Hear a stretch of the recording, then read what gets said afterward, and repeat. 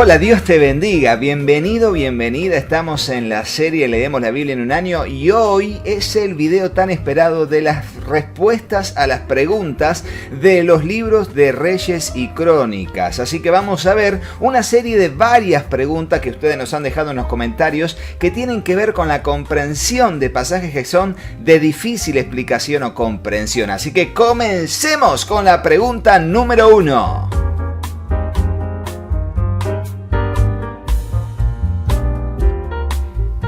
Ya en el capítulo 1 del libro de Reyes dice que a David, estando siendo anciano, no pudiéndose calentar por su propio medio con las mantas que le ponían, le consiguieron una mujer virgen para que fuera su esposa y allí lo cuidara y pudiera calentarle con su cuerpo. Esto era muy común en aquellos tiempos, que se consiguiera la posibilidad de calentar el cuerpo humano a través de otro cuerpo humano.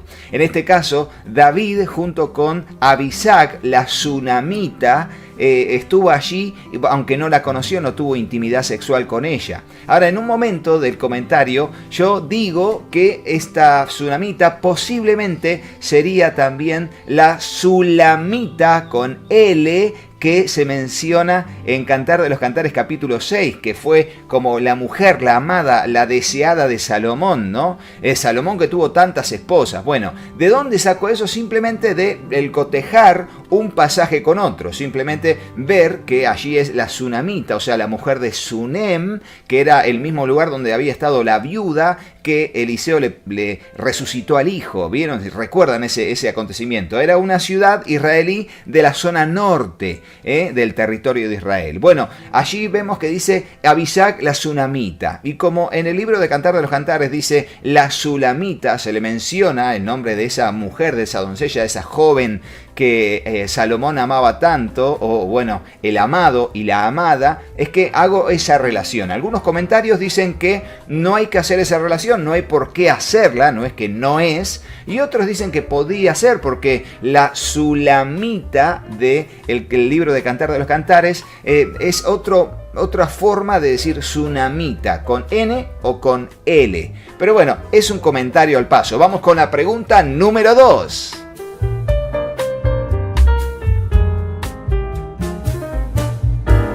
Y aquí en el capítulo 3 comienza diciendo que Salomón tomó como esposa a la hija de Faraón. Y ahí donde vos me decís, pero Rodo, pero no es que no se puede. Miren, hay muchas cosas que no se podían y que Dios no aprobaba, que finalmente los hombres en la Biblia terminaron haciendo. Por supuesto, recuerden que Salomón era un rey de una gran potencia que era Israel en ese momento. Venía de un reinado de David de 40 años, con mucha conquista de tierras, con mucho respeto, mucho temor de Dios en el ambiente que había generado que Dios pusiera mucho miedo en las naciones y mucho respeto al reino de Israel. Y Salomón toma la decisión de tomar a la hija de Faraón como su esposa. Era una cuestión de alianza política sobre todo, o de diplomacia solidaria, me explico, ¿no? De colaboración entre naciones. Casi siempre las alianzas políticas se realizaban a través de matrimonios de mis hijos con tus hijas o tus hijos con mis hijas. Y así se generaba un estar emparentados para poder tener una alianza política que generaría también mayor prestigio a nivel internacional y también mayor poderío militar, porque se podrían apoyar mutuamente uniendo sus ejércitos. Bueno, ¿es algo que en la Biblia sucede? Sí. La Biblia, ¿por qué lo menciona? Porque quizás de todas las esposas que tuvo Salomón, la de mayor prestigio en cuanto a su origen sería la hija de Faraón. Ahora, que Dios lo permitiese no significa que Dios lo aprobara, así como la cantidad de esposas que tuvo Salomón, entre sus 700 mujeres esposas y 300 concubinas. Por supuesto, Dios no lo aprobaba, pero lo terminó permitiendo porque Dios hace eso. Dios no puede involucrarse a manipular totalmente nuestra voluntad. Él no lo hace. Él nos dio libre albedrío. pero pese a nuestras debilidades u errores, Dios cumple su propósito. Por eso hizo un pacto con el rey David, el pacto davídico, y luego siguió con la promesa que le hizo a Salomón también. Ahora vemos que todo lo que sembramos vamos a cosechar. Y allí vemos que más adelante en el libro de Reyes va a decir que Salomón, por todas las mujeres que tuvo y por el respeto que tenía que ellas adoraran a sus dioses diplomáticamente o ser políticamente correctos, terminó él siendo idólatra, y eso trajo el furor de Dios sobre él y no le destituyó como rey y no destruyó el reino por amor a David, su padre, y al pacto que habían hecho. Pero bueno, un poco aquí está la respuesta de por qué es que, bueno, Salomón toma a la mujer de Faraón y, bueno, por extensión a todas las demás mujeres. Así que vamos con la tercera pregunta.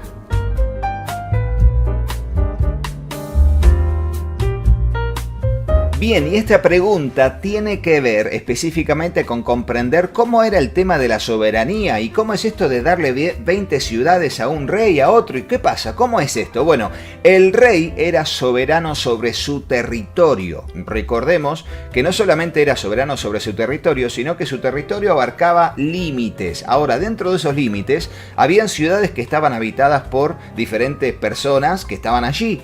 Ahora, podían ser del pueblo de Israel, como podían ser personas que eran extranjeros en ese lugar, pero estaban dentro del territorio soberano del reino de Salomón. Entonces Salomón dice en los comentarios, esto lo que te estoy diciendo es en base a los comentarios, que esas 20 ciudades están habitadas por extranjeros, no por israelitas. Entonces se las cedió al rey Hiram dentro del territorio de Israel para que el rey Hiram pudiese conquistarlas. O sea, le dio un permiso para que pudiese invadir esas 20 ciudades, destruir a los habitantes y poder poner habitantes de lo que era el territorio del rey Hiram. O sea, que pueda tomar como territorio a esas ciudades para anexarlas al territorio del rey Hiram. Ahora, el hecho es que después se dio cuenta que no eran muy productivas esas 20 ciudades, y en el segundo libro de Crónicas, allí nos dice que se las devolvió al rey Salomón porque no le gustaron, ¿no?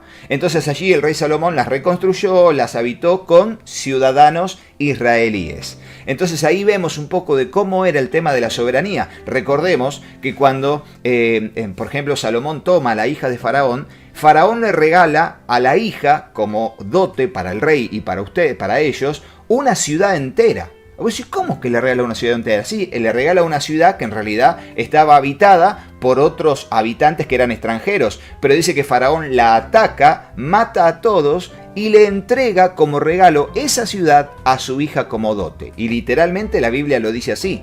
Y vos me decís, pero Rodo, ¿qué tiempos eran aquellos?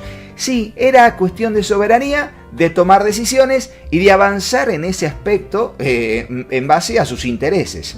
¿Dios lo aprobaba? Seguro que no, pero bueno, así se daban las cosas en ese contexto político, religioso y cultural sobre todo. Vamos a la próxima pregunta.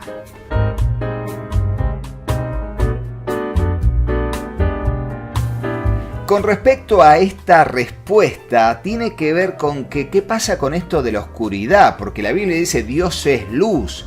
Dios es luz, no hay ninguna oscuridad en él. Bueno, esa es una expresión de lo que significa. Recuerden que la Biblia cuando habla de luz, habla de buenas obras, habla de santidad, habla de majestuosidad. Y cuando habla de oscuridad o tinieblas, habla de el reino de la maldad, de todo lo que tiene que ver con la expresión de el desarrollo de una vida impía. Ahora, en este caso, no podemos relacionarlo la oscuridad con el hecho de la maldad. Dios habita en oscuridad, como si fuera el reino de las tinieblas. No, tiene que ver con la expresión que en la Biblia también se vio, en el libro de Éxodo, en el libro de Levítico, que una densa nube se apareció delante de ellos y Dios les habló desde esa nube. Esa nube es interpretada como una densa oscuridad, o sea, un lugar al cual es inaccesible a la vista humana. Es esa oscuridad donde Dios se manifestó con su Shekinah, con la presencia de Dios. No solamente en el monte Sinaí, donde dice que Moisés subió a esa densa oscuridad, que era esa nube inaccesible a los ojos al entrar en ella, sino también aparece la palabra oscuridad también cuando el tabernáculo es inaugurado y aparece la nube, y ahí se manifiesta que Dios habita en esa densa nube. Pero se le da esa característica de que es oscura, de que no es accesible a los ojos. Tiene que ver simplemente con eso. Dios que habita en esa densa nube que era la Shekinah, la manifestación de la presencia de Dios. Nada más que eso. Así que vamos a la próxima pregunta.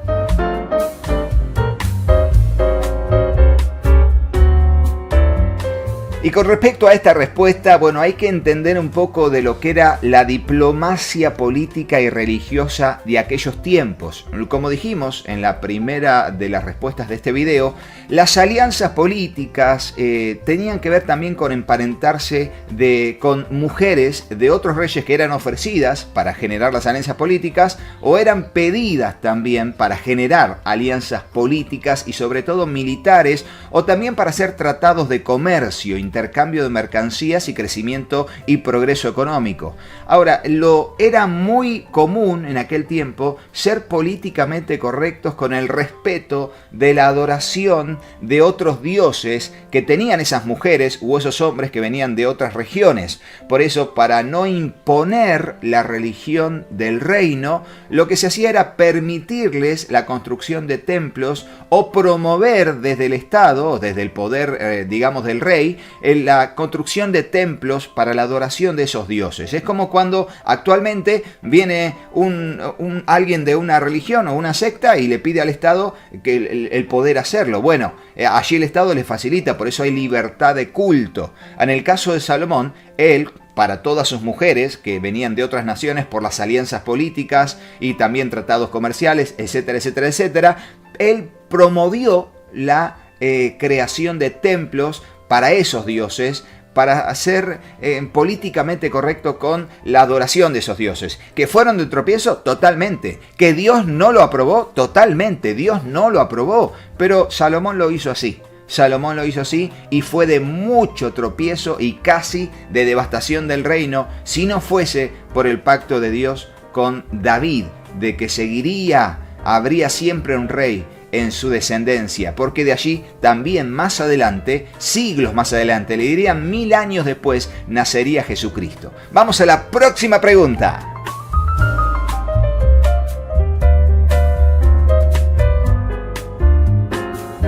Esta pregunta es muy atinada. ¿Por qué? Porque vemos que Elías pasa de una sensación de euforia, de victoria, de logro, de alcance, de progreso, de un gran milagro y de respaldo de Dios, a una situación de temor que lo hace huir de Jezabel frente a la amenaza de muerte. Y claro, la pregunta es ¿por qué huyó? Y huyó porque era débil, huyó porque tuvo temor, huyó porque vio la amenaza y no confió en el Señor, se dejó llevar por el momento, porque realmente no era lo mismo que te amenazara tal persona y son solo palabras, a que te amenazara a alguien que ya había matado gente, que ya me explico, ¿no? Que era terriblemente maligna y muy idólatra, como era Jezabel. No era lo mismo la amenaza, pero recuerdo el pasaje del libro de Santiago que dice que Elías era un hombre sujeto a debilidad. Elías era un hombre sujeto a debilidad, pero oró para que no llueva y no llovió. Y luego oró para que lloviese y llovió. Ahora, esa parte, Elías era un hombre sujeto a debilidad, nos da a entender a nosotros que él simplemente era débil, era vulnerable a los ataques, a las emociones, a las sensaciones. Por eso, una vez que huye, él le dice al Señor, Señor, quítame la vida, porque no soy yo mejor que mis padres. Cuando un espíritu de víctima permitimos que pueda manipularnos, que pueda persuadirnos a que hagamos ciertas cosas o no, o que simplemente bajemos el nivel del concepto que tenemos de nosotros mismos, y no en base a la fe en Dios, sino en base a las circunstancias, eso no está bien. No lo tenemos que permitir. Elías lo permitió y por eso es que huyó, pero Dios lo alimentó y luego en el monte Horeb, en el monte Sinaí, le dijo, Elías, levántate porque el largo camino te resta. Y allí siguió su camino hasta que fue arrebatado. Y no solamente el que deseaba morirse no murió, sino que nunca vio muerte, sino que fue arrebatado. Así que excelente. Vamos a la próxima pregunta.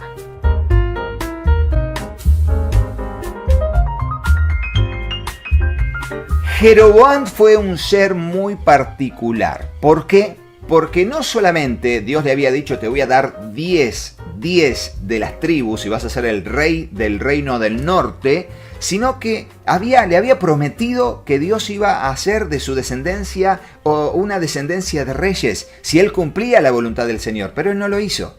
Entonces él decide, siendo rey del norte, generar 2 o 3 santuarios en diferentes lugares para adorar a sus dioses. Crea dioses haciendo 2 becerros de oro y a partir de allí le dice a Israel, no tienen que ir a Jerusalén. ¿Por qué? Porque el único lugar dado por la ley para adorar era el lugar donde Dios eligiese. Y el lugar donde Dios eligió fue Jerusalén. Y sobre todo el templo de Salomón, que era tan reciente, nuevito, flamante. Y allí dijo, Israel va a desertar. Entonces, ¿qué hizo? Generó 2 becerros de oro, los nombró como los nuevos ídolos o dioses de Israel, puso santuarios en su territorio y puso también personas para que fueran sacerdotes de ese sistema religioso. O sea, creó una nueva religión y una religión que dejaba de lado a Dios y que estaba basada en sus propios placeres. El pueblo quizás al principio no lo entendió, pero vio que estaba bueno, que había pecado libre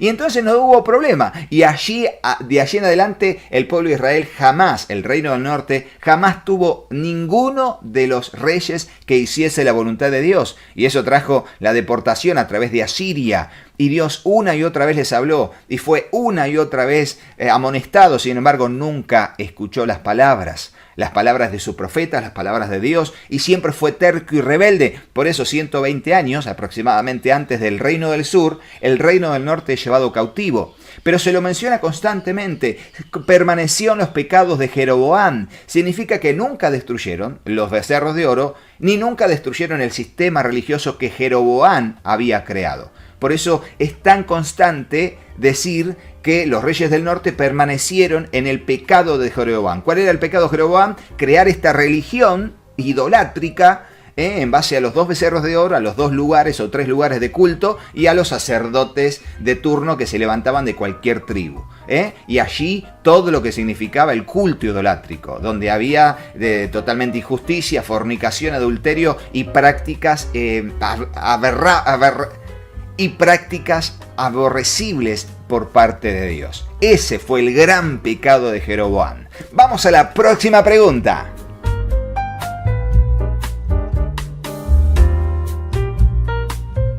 Hay una frase que siempre me ayuda a responder esta pregunta y es que siempre se intentó quitar al pueblo de la idolatría, pero nunca se pudo quitar la idolatría del corazón del pueblo. Entonces los reyes que querían hacer la voluntad del Señor, lo que podían hacer eran como tomando la fuerza militar y tomando soldados, ir y destruir altares. Pero que se destruye un altar, un lugar de adoración físico, no destruía la idolatría en el corazón del pueblo. Simplemente se quitaba ese altar. Pero el pueblo en su corazón seguía siendo rebelde a Dios e idólatra, sobre todo por las prácticas idolátricas que involucraban prácticas totalmente pecaminosas y muy placenteras para el pueblo. Por supuesto, por eso allí todos los reyes lo que hacían eran quitar los altares idolátricos, quitar los altares en lugares altos, en lugares de árboles frondosos, pero nunca podían quitar la idolatría del corazón del pueblo porque el pueblo no quería convertirse a Dios. Por eso, de una generación a otra se veía avivada la idolatría en la práctica del pueblo. Por un rey malo y aún en los reyes buenos, que lo único que hacían eran intentar enseñar al pueblo, como Josafat, cuando envía personas para que les enseñen la ley. ¿Por qué? Porque por ignorancia cometían muchísimos errores y se dejaban llevar por lo que las naciones vecinas hacían y por lo que el pueblo de Israel, del reino del norte, hacía y que parecía muy común. Lo mismo nos pasa hoy como iglesia del Señor. Y hay que estar muy atentos a eso para que la iglesia no termine siendo una iglesia idólatra de otras cuestiones hoy en día, para que el Señor nos venga el día de mañana y nos vomite de su boca por no ser una iglesia amada, fiel y totalmente compatible con el llamado que tenemos en su palabra. Vamos a la próxima pregunta.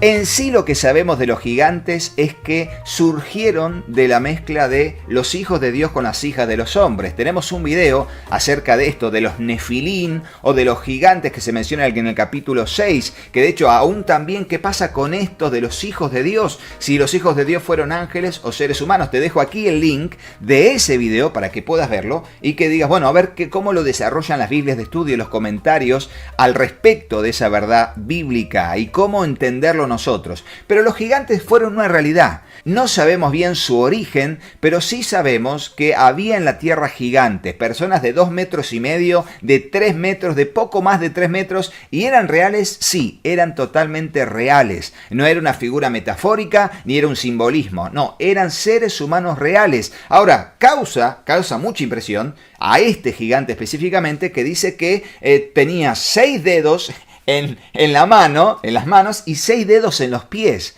Ahora, no tenemos una respuesta con respecto a que si era un problema genético o simplemente era alguien insólito que nació, pero la Biblia da el dato. Ahora, lo que sí sabemos es que era real. Primero, la Biblia no viene con metáforas ni habla de cuestiones, no sé, de leyendas. No, la Biblia habla de eventos reales. Por eso creemos en la inerrancia de las Escrituras, que no tiene errores y que los acontecimientos son todos reales. De esa manera creemos y avanzamos.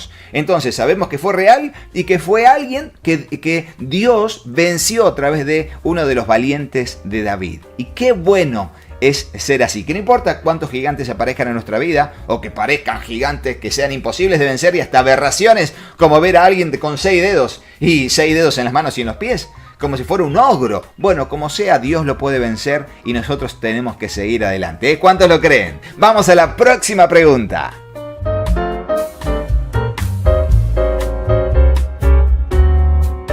Para dar con la respuesta acertada a esta pregunta, tenemos que entender que, primero, Dios no odia ni desaprueba los censos. Recordemos que hay un propósito para los censos. Cuando el propósito del censo fue en el libro de Éxodo, de Deuteronomio, que se hace 2 censos, al principio de Deuteronomio y al final de Deuteronomio se nombra, tiene que ver con saber cuántos habitantes hay para hacer una repartición equitativa del territorio a conquistar. Ahora, los demás censos también tenían que ver con la distribución de actividades y funciones dentro del pueblo. Pero en este caso, David, dice la Biblia allí en Reyes y en Crónicas también va a decir que Satanás se levantó contra Israel y que tentó a David con caer en el pecado del orgullo. Recordemos, después de haber leído todos los libros de Reyes y de Crónicas, que el pecado de la obstinación, del orgullo, de la soberbia, era algo que movía la mano de Dios para generar juicio.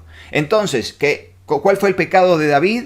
Enorgullecerse del ejército que tenía y quiso contarlo. Y de hecho, por más que en el libro de Reyes dice que se contó, en los libros de Crónicas dice que Joab no terminó de contar porque le pareció una locura. Joab vio que era fruto de la soberbia de David y eso traería juicio de parte de Dios. ¿Por qué? Porque él era el rey. Y como el rey, él era soberano sobre su territorio. Entonces, que caiga juicio sobre David también significaba que caiga juicio sobre el territorio y las personas que gobernaba David. ¿Se entiende? Y es así. De esa manera funciona la justicia de Dios también. Por eso es que el pecado fue tan terrible de hacer un censo. No por contabilizar a la gente, sino por la intención soberbia de David de querer saber cuántos soldados tenía en su ejército. Vasto ejército de más de 1.200.000, 400.000 personas. Entonces ahí es donde viene el juicio y el castigo de Dios. ¿Y por qué Dios le da opciones para poder elegir el castigo? Por misericordia. Entonces Dios le dice, a ver, ¿qué querés? ¿Querés hambre, que es caer en manos de tus enemigos? ¿O querés estar en manos de Dios? Y estar en manos de Dios significaba que caiga una peste. Y David eligió la peste porque dijo, Dios tenga misericordia. Y Dios tuvo misericordia. Y murieron decenas de miles de personas, pero cuando llegó a Jerusalén para destruirla, Dios dijo, basta. Y le dijo a David que haga un sacrificio. Y por medio de ese sacrificio se opacó la ira de Dios sobre la ciudad de Jerusalén. Bueno, son cuestiones de cómo funcionaba y cómo funciona Dios, pero hoy en día estamos en otro tiempo, en el tiempo de la gracia, y Dios está dando mucha oportunidad y es paciente para con todos, no queriendo que nadie perezca, sino que todos procedan al arrepentimiento. Lo mismo está pasando hoy en día frente a lo que viene, a lo que va a ser la gran tribulación. Sigamos firmes y adelante. Vamos a la próxima pregunta.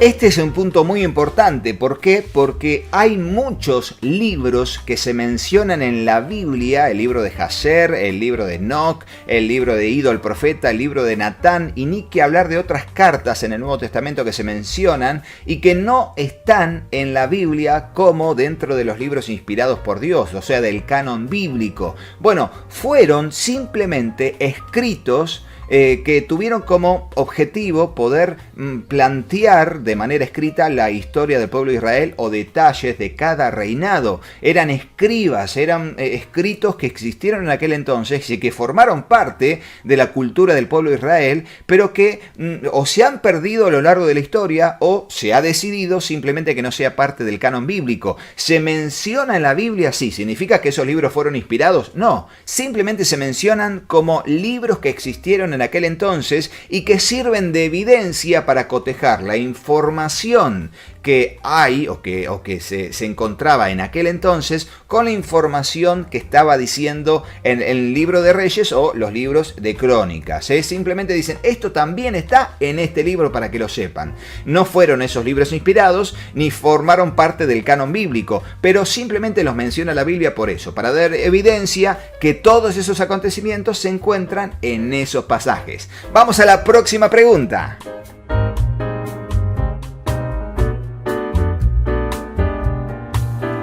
Bueno, para entender este pasaje que suena y aparentemente dice, pero al final, ¿qué? Dios mandó la maldad, Dios mandó a pecar, Dios mandó a tentar. No. Dios dice, ¿cómo podemos hacer esto?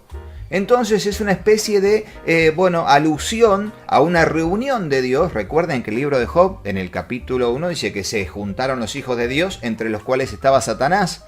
Y Satanás le dijo, Job es así porque, pero permíteme ir y tocar lo que tiene y vamos a ver si no blasfema tu nombre. Y Dios le dijo, te doy permiso. Ahora, una cosa es lo que dice la palabra del Señor y lo creemos. En el libro de Santiago dice que Dios no puede ser tentado por el mal ni tienta a nadie. O sea, de Dios nunca sale el mal.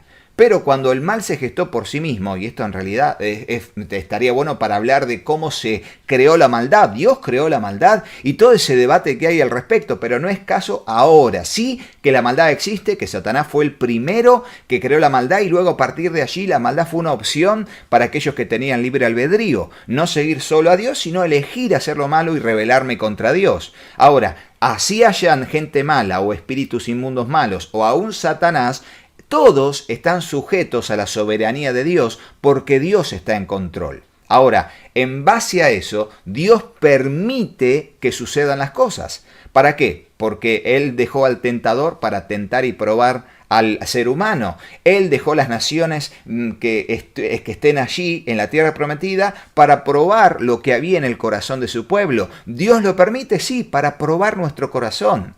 Ahora, también en este caso, dice, bueno, ¿cómo vamos a inducir a Acab, al rey Acab, para que ataque la ciudad y allí sea asesinado?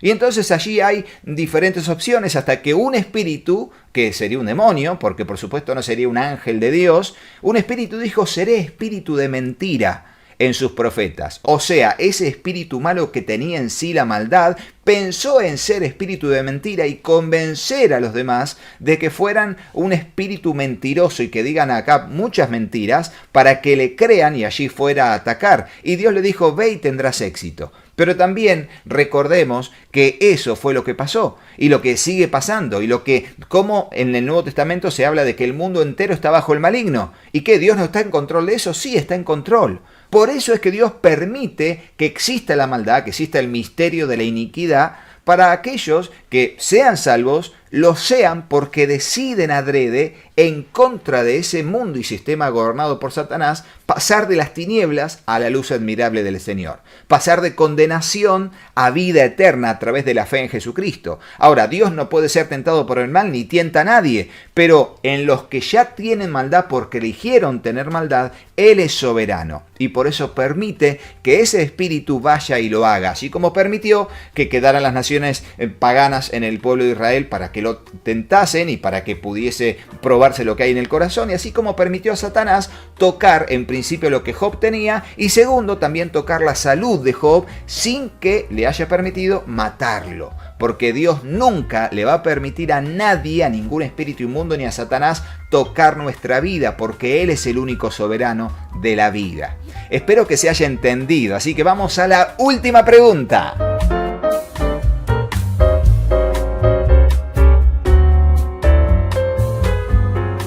Claro, y aquí hay un símil entre lo que hizo Usías y lo que hizo Saúl. Saúl presentó él un sacrificio cuando lo tendría que haber hecho Samuel, y por eso fue destituido del reino, digamos, en proyecto. A partir de allí Dios dijo: voy a elegir a alguien mejor que vos, y luego se unge a David como futuro rey de Israel, aunque pasarían por ahí más de una década en que se cumpliese la muerte de Saúl, junto con, bueno, el establecimiento de David como nuevo rey. Pero en este caso, Usías fue mucho peor. ¿Por qué? Porque se metió dentro del templo a ejercer la función del sacerdote. En el caso de Saúl fue en cualquier lugar el lugar del sacrificio. ¿Por qué? Porque en ese tiempo, digamos que el tabernáculo estaba en una ciudad, y en ese tiempo, bueno, vamos a hacer un altar, pero lo va a hacer Samuel como sacerdote. Recordemos, y en los libros de crónicas, en las genealogías, aparece en la tribu de Leví, aparece Samuel como descendiente de la tribu de Leví, o sea, era capaz de ser sacerdote. Entonces él podía ofrecer el sacrificio, y no Saúl, que era de la tribu de Benjamín. Pero más allá de las tribus, en realidad lo que hizo el rey Usías era meterse dentro del templo, o sea, era un lugar que estaba prohibido para el rey, meterse en un lugar del templo que estaba totalmente prohibido, y sobre todo reaccionar con soberbia y con gran enojo frente a la advertencia de los sacerdotes que le dijeron: salga de aquí. Y enseguida le empezó a brotar la lepra, como un acto de misericordia de Dios, porque tendría que haber sido muerto por Dios al instante. Pero lo que hizo Dios fue sacarle lepra aquí, en la parte de la frente, como diciéndole: mira, si seguís un poco más te voy a matar. Y automáticamente el rey se da cuenta y sale corriendo. Y al final termina todos los últimos días o meses o años de su vida encerrado. ¿Por qué? Por un acto de necedad, por no pensar y por no ser ubicado. Y esta pregunta tenía una segunda pregunta, que ¿cómo podemos aplicarlo hoy en día? Bueno, hoy en día en realidad nadie que pisotee la sangre de Cristo quedará impune. Aquella persona que blasfeme contra el Espíritu Santo no tendrá perdón. Y por supuesto la idea es poder tener una conciencia clara de la santidad en el temor de Dios, practicando buenas obras en base a nuestra vida de fe en Jesucristo y nuestra salvación por gracia de Dios. Simplemente eso. Dios pide y demanda de nosotros que seamos su pueblo, un pueblo que es real sacerdocio, nación santa, pueblo adquirido por Dios. ¿Para qué? Para que anunciemos las virtudes de aquel que nos llamó de las tinieblas a su luz admirable. Espero que te haya gustado este video, así que todas las respuestas a las preguntas que pusieron están allí. Las demás que fueron textos, que fueron de poca y ahí nomás una línea de respuesta, las respondimos a través de cada comentario. Y sigamos firme creciendo en la voluntad del Señor. Pero no te vayas de acá sin hacerle caso a mis hijos. Hola, yo soy Katy. Si te gustó el video, ponle me gusta y dejanos un comentario. Hola, yo soy Juanpi. Suscríbete al canal y activa la campanita. Y acordate de compartirlo con tus amigos. ¡Que Dios los bendiga muchísimo! Y hasta el próximo video. ¡Chao, chao!